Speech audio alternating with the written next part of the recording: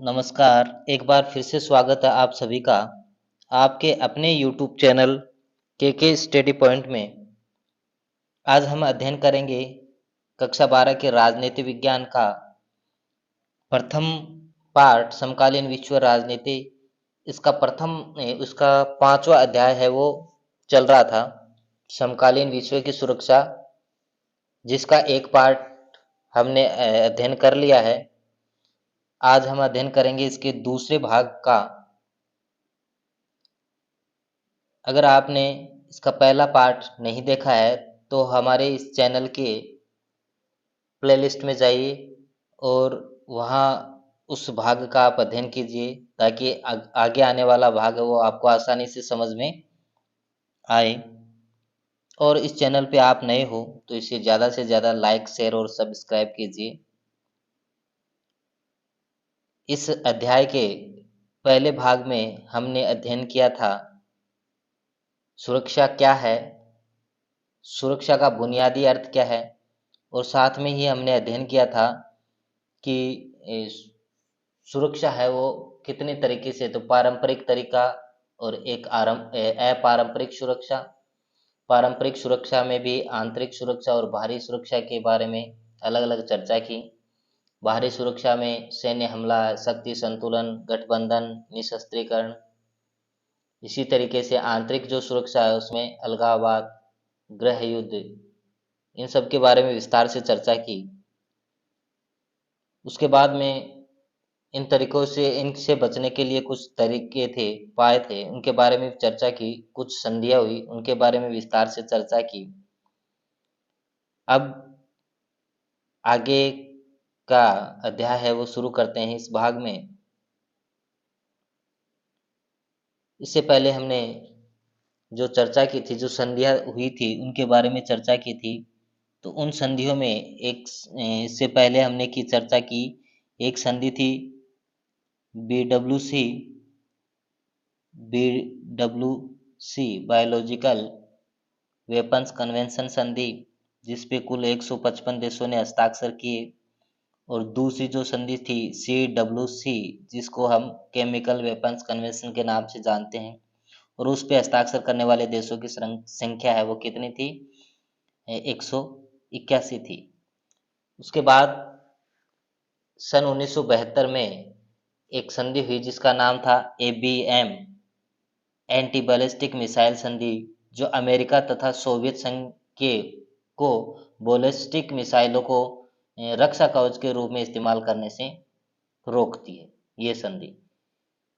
इसके बाद है परमाणु अप्रसार संधि 1968। परमाणु अप्रसार संधि क्या थी? कुछ देशों ने सन 1967 से पहले ही परमाणु हथियार बना लिए थे या परमाणु का परीक्षण कर लिया था। उन्हें इस संधि के अंतर्गत इन हथियारों को रखने की अनुमति दी गई। जिन देशों ने 1967 से पहले परमाणु हथियार बना लिए थे उनको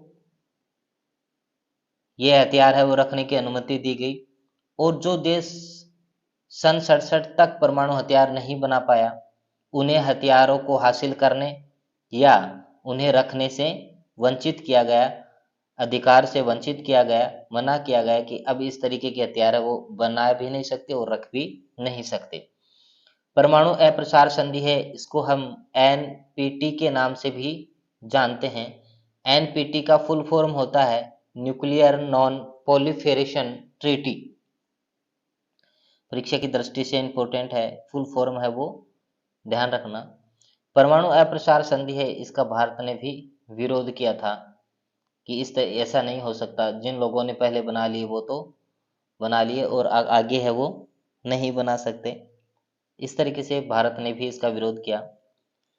आगे हम अध्ययन करेंगे सुरक्षा की अपारंपरिक धारणाओं के बारे में। सुरक्षा की अपारंपरिक धारणा, ये सुरक्षा है, इसका मतलब अपारंपरिक जो धारणा है उसमें विश्व की सुरक्षा की बात है। जो पारंपरिक धारणा थी उसमें राष्ट्र की सुरक्षा थी, इसमें विश्व की सुरक्षा के, राष्ट्र की सुरक्षा के साथ साथ विश्व की सुरक्षा के बारे में भी अध्ययन करेंगे। इसके भी दो भाग, मानवता की सुरक्षा, मानवता की सुरक्षा और दूसरी विश्व की सुरक्षा। विश्व की सुरक्षा, मानवता की सुरक्षा में भूख, महामारी, प्राकृतिक आपदा और जो विश्व की जो सुरक्षा है उसमें हम आतंकवाद, जलवायु, इन सब के बारे में अध्ययन करेंगे। सबसे पहले ये जो अपारंपरिक सुरक्षा है, इसकी जो धारणा है वो सैन्य खतरों से नहीं है, केवल सैन्य खतरे हैं उनसे इनकी धारणा नहीं है, बल्कि मनुष्य का जो जीवन है, मानव के जो अस्तित्व को चोट पहुंचाने वाले जितने भी खतरे हैं उनसे उनको इसमें शामिल किया गया है। तो कह सकते हैं अपन सुरक्षा है वो किससे हो या सुरक्षा किसको मिलनी चाहिए। तो इसमें क्या आता है कि राज्य राज्य को ही सुरक्षा नहीं, बल्कि राज्य के अंदर जो भी व्यक्ति है, समुदाय है, उन समूची मानवता को सुरक्षा है उसकी जरूरत होती है। और इसीलिए इसे सुरक्षा की अपारंपरिक जो धारणा है उसको मानवता की सुरक्षा अथवा विश्व की सुरक्षा भी कहते हैं। मानवता की रक्षा का विचार जनता की सुरक्षा को राज्य की सुरक्षा से बढ़कर माना गया है। मानवता की रक्षा मतलब जनता की जो सुरक्षा है उसको राज्य की सुरक्षा से बढ़कर भी माना गया है, राज्य की सुरक्षा से भी बड़ा माना गया है इसको। ये दोनों एक दूसरे के पूरक होती है, लेकिन इसका मतलब ये नहीं कि सुरक्षित राज्य है उसका मतलब ये नहीं हो सकता कि वहां की जनता भी क्या है, सुरक्षित है।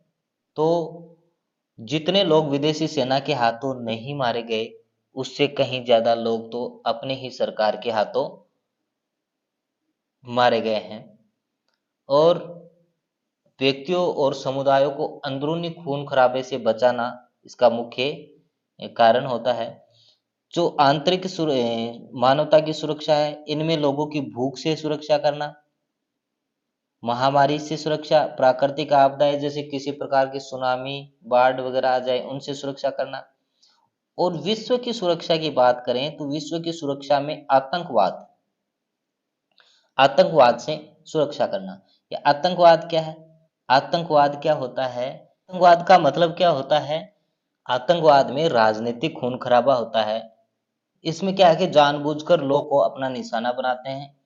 और निशाना क्यों बनाते हैं? निशाना इसलिए बनाते हैं कि उनके अपनी किसी बात को मनाने के लिए और बलपूर्वक या फिर धमकी देकर के सरकार से वो बात मनवाते हैं। और इसके लिए क्या करते हैं, वो भीड़ भाड़ वाला जो भाग होता है, हिस्सा होता है, जैसे रेलगाड़ी हो, कोई होटल हो, बाजार हो, मेला हो, इन यहाँ वहां पे क्या करते हैं, बम वगैरह लगाते हैं जिनसे वहाँ की जो जनता होती है उसको ज्यादा से ज्यादा नुकसान पहुंचता है। और इस तरीके से वो सरकार पे दबाव डालते हैं अपनी बात को मनवाने के लिए। सन 2001 में 11 सितंबर को अमेरिका के वर्ल्ड ट्रेड सेंटर पे हमला हुआ था। अलकायदा जो समूह था उसने वर्ल्ड ट्रेड सेंटर पे हमला किया था। इस तरीके से आतंकवाद है उससे सुरक्षा की जरूरत है। जलवायु संकट जैसे कोई अचानक वातावरण परिवर्तित हो जाता है उससे सुरक्षा, ये सब विश्व की सुरक्षा में आती है। सुरक्षा की अपारंपरिक धारणा में उन सभी खतरों को शामिल किया जाता है जो किसी एक देश को नहीं बल्कि पूरी दुनिया के लिए खतरनाक है, जैसे ग्लोबल वार्मिंग ग्रीन हाउस गैसों का उत्सर्जन होने के कारण धरती का टेम्परेचर वो बढ़ जाता है। और आतंकवाद, शरणार्थियों की समस्या और बढ़ती आबादी, इन सारे समस्याओं से सामना करना पड़ता है। आगे है क्योटो प्रोटोकॉल। क्योटो प्रोटोकॉल है वो क्या? क्योटो प्रोटोकॉल ये एक अंतर्राष्ट्रीय संधि है जिसमें ग्लोबल वार्मिंग द्वारा हो रहे परिवर्तन को रोकने के लिए बनाया गया है। इस संधि में शामिल देशों को क्या कहा गया, ग्रीन हाउस गैसों के उत्सर्जन को कम करने के लिए प्रतिबंधित किया गया है। क्योटो प्रोटोकॉल में क्या किया गया है कि जो देश ग्रीन हाउस गैसों का ज्यादा उत्सर्जन कर रहे हैं उनको कम करने के लिए बंधित किया गया है। और ये है जापान के क्योटो शहर में हुई थी। ये जो संधि हुई थी इस पे हस्ताक्षर जापान के क्योटो शहर में हुई थी, इसलिए इसे क्योटो प्रोटोकॉल के नाम से जानते हैं। इसमें भाग लेने वाले कुल कितने देश थे? 160 देशों ने भाग लिया और 1997 में इस पे हस्ताक्षर वो हुए थे। आगे समस्या है बढ़ती जनसंख्या। बढ़ती जनसंख्या विश्व की सुरक्षा में। विश्व की कुल जनसंख्या का 50% हिस्सा सिर्फ 6 देशों में है। भारत, चीन, नाइजीरिया, पाकिस्तान, इंडोनेशिया व बांग्लादेश है। इनमें करीब 50% हिस्सा तो है वो इन्हीं में है। और अगले 50 सालों में दुनिया के सबसे गरीब देशों में जनसंख्या है वो 3 गुना बढ़ जाएगी। जो गरीब देश हैं वहाँ जनसंख्या बढ़ रही है, और जो विकसित देश है, अमीर देश है, वहाँ जनसंख्या पर नियंत्रण हो रहा है। विश्व का सबसे ज्यादा संघर्ष करने वाला जो क्षेत्र है वो अफ्रीका के सहारा मरुस्थल के दक्षिण देशों में होता है। अफ्रीका का जो सहारा मरुस्थल है उसके दक्षिण देशों में सबसे ज्यादा संघर्ष है वो चल रहा है, क्योंकि ये इलाका है वो दुनिया का सबसे गरीब इलाका है। अफ्रीका वाला इलाका है जो सबसे गरीब इलाका है, जो दक्षिणी गोलार्ध में रहता है। उत्तरी गोलार्ध वाला हिस्सा है उसमें यूरोप है, एशिया है, और दक्षिण गोलार्ध वाला हिस्सा है इसमें अफ्रीका है, दक्षिण अमेरिका ये आते हैं। जो दक्षिण गोलार्ध वाला हिस्सा वो काफी गरीब है और इस कारण वहाँ की जनसंख्या भी बढ़ रही है। आगे है खतरों के नए स्रोत। खतरों के नए स्रोत कौन कौन से हैं? खतरों के नए स्रोत में है दक्षिणी गोलार्ध के देशों में मौजूद गरीबी के कारण अधिकाधिक लोग बेहतर जीवन और आर्थिक अवसरों की खोज में उत्तरी गोलार्ध के देशों में प्रवास कर रहे हैं। खतरे बढ़ाने के नए स्रोत कौन से हो रहे हैं? दक्षिण गोलार्ध के जो देश हैं उसमें गरीबी के कारण लोग वहाँ उन देशों को छोड़ करके और उत्तरी गोलार्ध के देश है वहाँ अपने जीवन यापन करने के लिए, अपने अपने आर्थिक स्तरों को सुधारने के लिए प्रवास कर रहे हैं, छोड़ के जा रहे हैं। दूसरा क्या है? HIV, एड्स, बर्ड फ्लू और संघर्ष जैसी महामारियां। बर्ड फ्लू, सॉरी ये सार्स नाम है यहाँ, सार्स। सार्स जैसी महामारियां हैं, उनके कारण अप्रवास व्यवसाय या पर्यटन के जरिए बड़ी तेजी से देशों में फैल रहा है।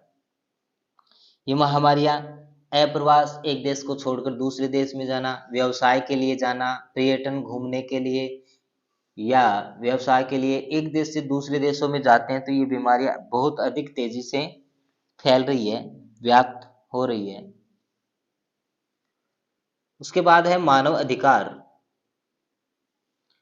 मानवाधिकार, मानवाधिकार वैसा अधिकार है जो हमारे पास इसलिए है क्योंकि हम क्या है?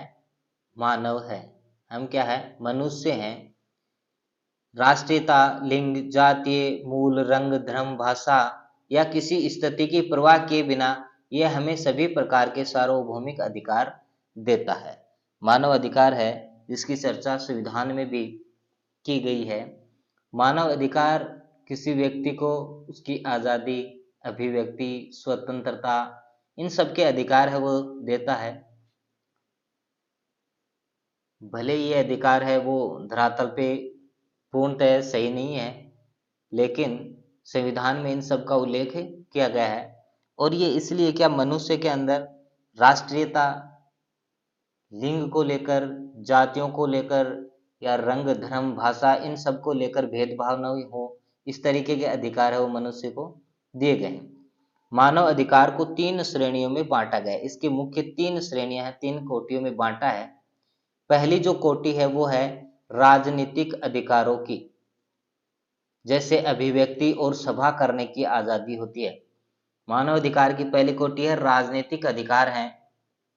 कोई व्यक्ति है वो राजनीतिक रूप से अधिकारित है कि वो चुनाव लड़ सकता है, अपनी अभिव्यक्ति को व्यक्त कर सकता है, कहीं पर भी सभा का आयोजन कर सकता है। इस तरीके की आजादी है वो उसको होती है। दूसरी कोटि है आर्थिक और सामाजिक कोटि। आर्थिक और सामाजिक रूप से किसी व्यक्ति को बहुत ज्यादा अंतर ना हो या बहुत कम अंतर होना चाहिए, इस तरीके के अधिकार है वो मानव को संविधान के अनुसार मिलते हैं। सामाजिक रूप से समान समझा जाए, इस तरीके के अधिकार मिलते हैं। तीसरी कोटि होती है उपनिवेशक जनता और जातीय मूलवासी अल्पसंख्यक के अधिकार आते हैं।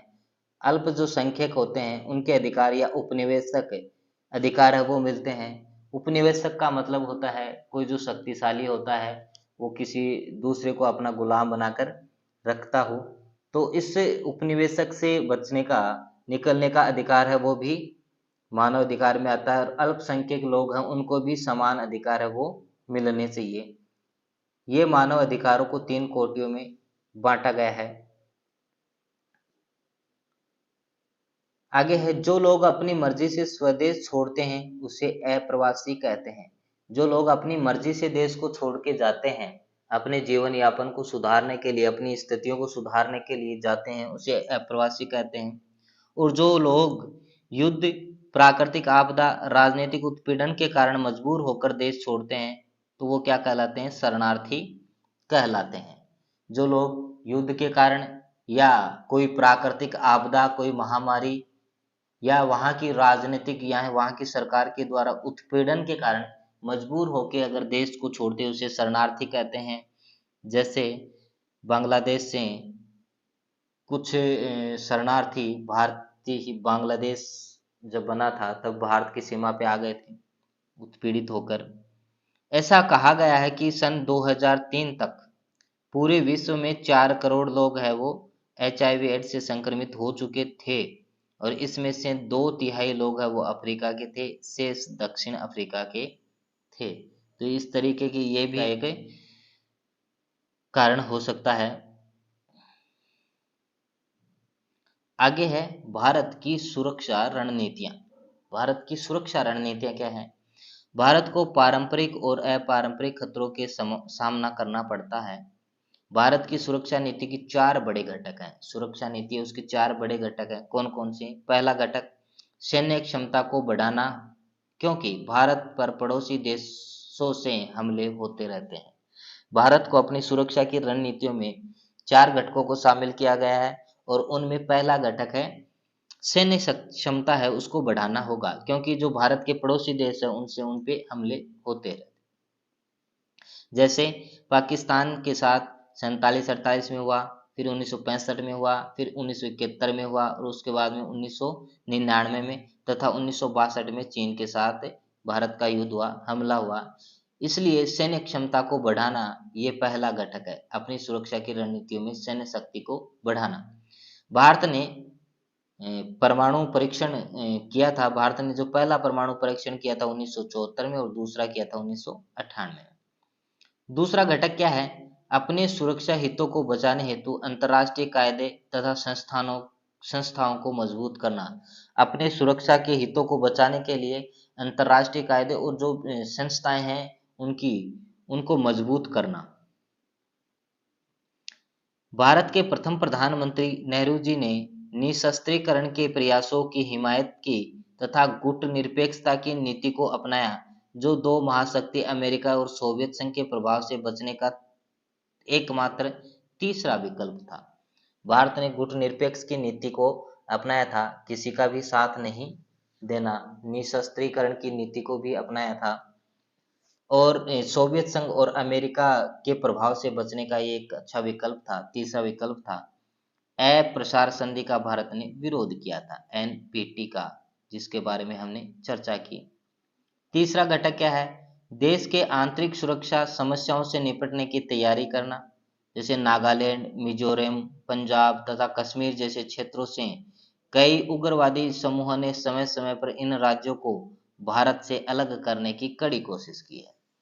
देश की आंतरिक सुरक्षा की समस्या से निपटने के लिए तैयार रहना चाहिए, क्योंकि जैसे नागालैंड, मिजोरम और पंजाब में और कश्मीर में, इनमें क्या उग्रवादी है वो इनको अलग करने की कोशिश करते हैं, तो उनसे निपटने की तैयारी वो हमेशा रखनी चाहिए। भारत ने राष्ट्रीय एकता को बनाए रखने के लिए लोकतांत्रिक और राजनीतिक व्यवस्था का पालन किया। भारत ने राष्ट्रीय एकता और अखंडता को बनाए रखने के लिए राजनीतिक और लोकतांत्रिक व्यवस्था उसका पालन किया।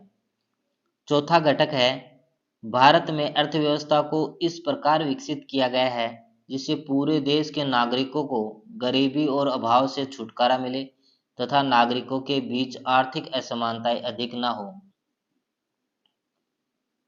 मतलब गरीबी अर्थव्यवस्था है उसको इस तरीके से डेवलप किया गया है, विकसित किया गया है कि भारत के हर नागरिकों को गरीबी से या अभाव से छुटकारा मिले और साथ में नागरिकों के बीच आर्थिक स्थिति है, असमानता है, वो बहुत ज्यादा अंतर है उनमें नहीं रहे।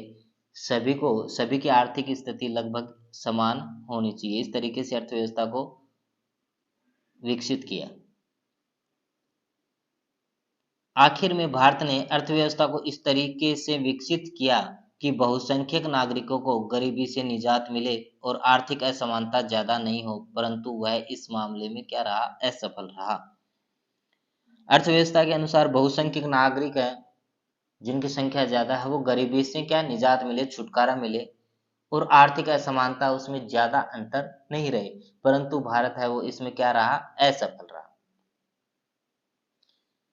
ये थी भारत की सुरक्षा की रणनीतियों के घटक। अब है सहयोग मूलक सुरक्षा। सहयोग मूलक सुरक्षा है वो क्या होती है? आज इंसान के जीवन में अनेक प्रकार के खतरे हैं, अनेक प्रकार के खतरे वो इंसान के जीवन में है और इन खतरों से निपटने के लिए आपसी सहयोग की जरूरत होती है। जो खतरे हैं इनसे निपटने के लिए इंसान को एक दूसरे के सहयोग की सहायता की जरूरत होती है। हर जगह खतरों में सैन्य कार्रवाई से समस्या का हल नहीं निकाला जा सकता। हर जगह खतरे से बचने के लिए आप सैन्य कार्रवाई है उसका इस्तेमाल नहीं कर सकते। आतंकवाद तथा मानव अधिकारों की रक्षा में सैन्य शक्ति भले ही जरूरत हो, लेकिन गरीबी मिटाने, आतंकवाद से निपटने के लिए, मानव अधिकारों का कहीं उल्लंघन हो रहा उनसे निपटने के लिए आप भले सैन्य शक्ति को इस्तेमाल कर सकते हो, लेकिन गरीबी मिटाने, तेल धातु की आपूर्ति बढ़ाने, अप्रवासी शरणार्थी की समस्या को सैन्य शक्ति से हल नहीं किया जा सकता। इनको सैन्य शक्ति के द्वारा वो हल नहीं किया जा सकता। आतंकवाद जैसी समस्याओं को सैन्य शक्ति से कर सकते हैं। अधिकांश मामलों में सैन्य बल प्रयोग है वो क्या है? उससे मामला बिगड़ता ही है। ऐसे में ज्यादा प्रभावी यह है कि अंतर्राष्ट्रीय सहयोग से रणनीति तैयार की जाए।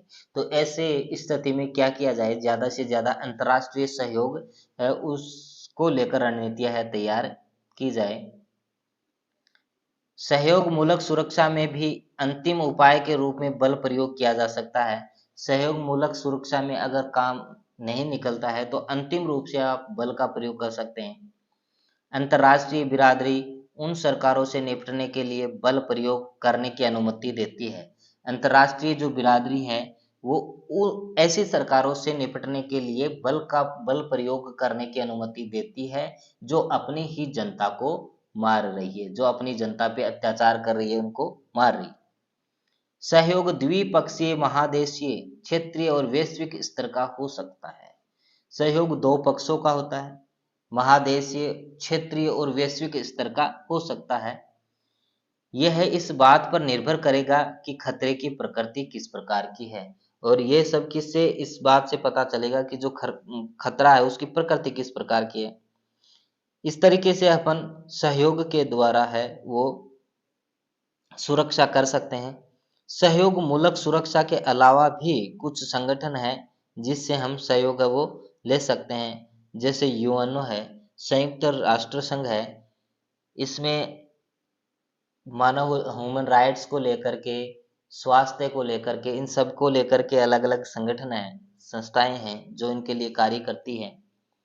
इसके अलावा WHO है, WB, IMF, NGO। इसके अलावा जो NGO हैं, जो स्वयंसेवी संगठन हैं, एमनेस्टी इंटरनेशनल है, रेड क्रॉस, निजी संगठन, इन सब के बारे में हमने अंतर्राष्ट्रीय संगठन वाले अध्याय में विस्तार से चर्चा की थी।